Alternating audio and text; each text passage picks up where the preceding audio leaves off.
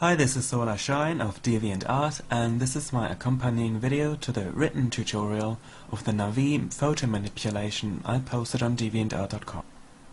First of all, I chose an old photograph of myself that was taken with flash, as the flash results in an image with a lot of sharp details, which always helps when you do a photo manipulation.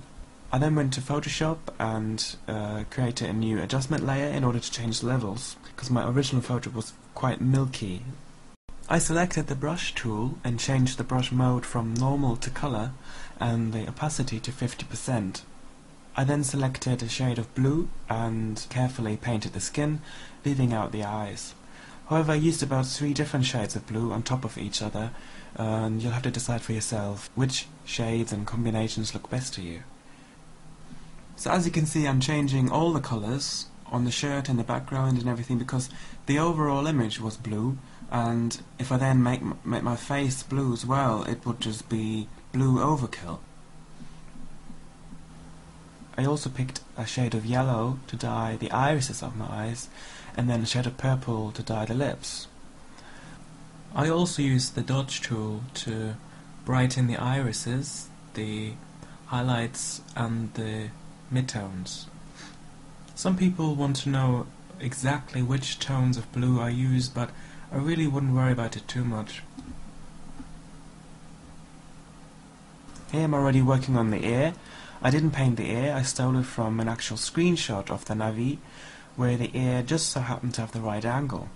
After importing the image, I resized it and placed it where I wanted it to be. Because the copied image of the ear was overall lighter than my own image, I had to darken the ear to make it fit in somehow. So I used the burn tool to darken the shadows at an exposure of 5%. I also brightened some of the areas on the ear using the dodge tool, selecting highlights. You also have to make sure that the ear matches the skin tone of your face, so you may have to dye the ear a different colour or vice versa, and change the lighting as well, which is very important. If you have long hair, you could just copy hair where the seam is, like the ear. In my case, there was a hat, so what I did, I used the burn and dodge tools and also the brush tools to suggest a hole in the hat where the ear can go through. Usually I don't stay in one area for too long because I get bored very quickly, so I prefer to just add to it and return to something later. This is the most difficult part, the nose. I used liquify from the filter menu and simply molded my nose into that of a Navi's nose while checking back and forth on actual screenshots. Then I used the dodge and burn tools to further mold the nose by adding and removing shadows and definition in certain places. What I always find very important is to make sure that when you change an area, it tends to lose detail, so that you always bring back detail, sometimes by using the clone stamp tool, copying over skin texture and pores, and sometimes I use the sharpen tool to just sharpen things up again.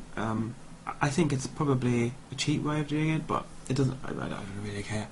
But it's important because I see a lot of images and where everything's very detailed, but when they change the nose or they changed something, it becomes very smudgy, and you really need to watch that because it's instantly it just stands out that you've fiddled with it.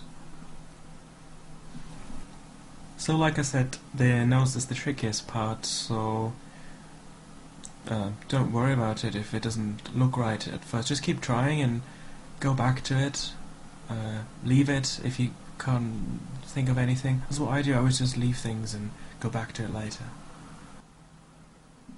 For the eyes, I selected duplicate layer for the main image to have 2 identical images lying on top of each other as layers.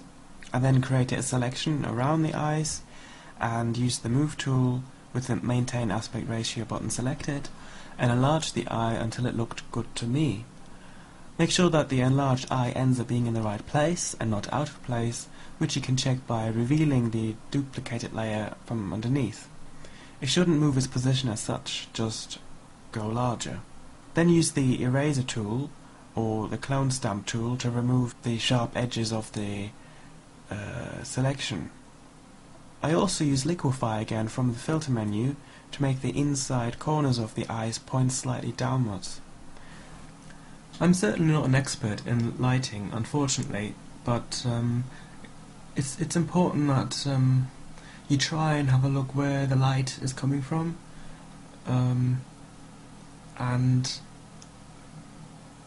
when you make changes, adding things, changing things, moulding something, a new nose or an eye, that you add light and shadow in the appropriate areas to make it all fit in with the rest. Here again with the nose and the ear especially. As you can see, I'm even taking things further by adding more shadows around my face, thus creating more depth and definition. Because again, some people add colour to their faces and their faces end up looking very flat, like a drawing or a painting or a cartoon image. And especially with a photograph, you want it to pop out, you want it to look as lifelike as possible. So make sure you try out the burn and dodge tools to add lighting and shadow to really make your image as three-dimensional looking as possible.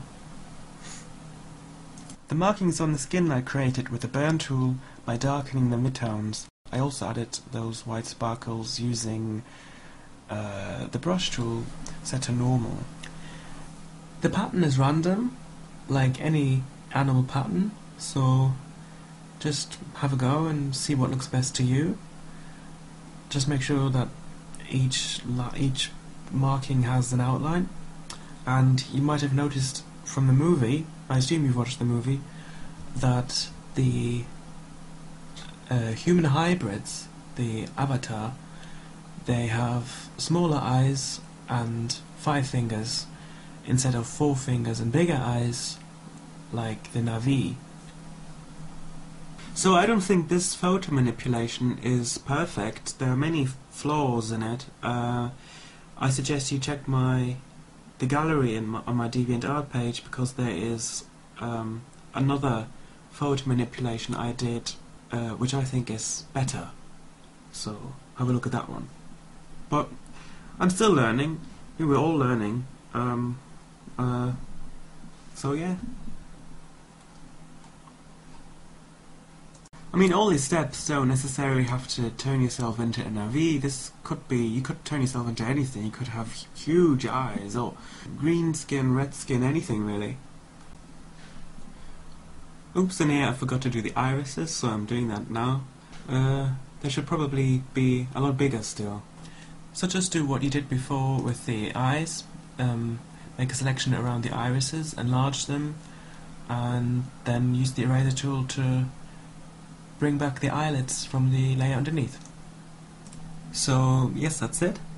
I hope you learned something, or you found it interesting at least. I'm looking forward to seeing your creations, so send me a link. Feel free to put me on the DeviantArt watch list, or subscribe to my YouTube channel, because I'm sure there'll be more tutorials coming up soon. Until then, take care and be creative.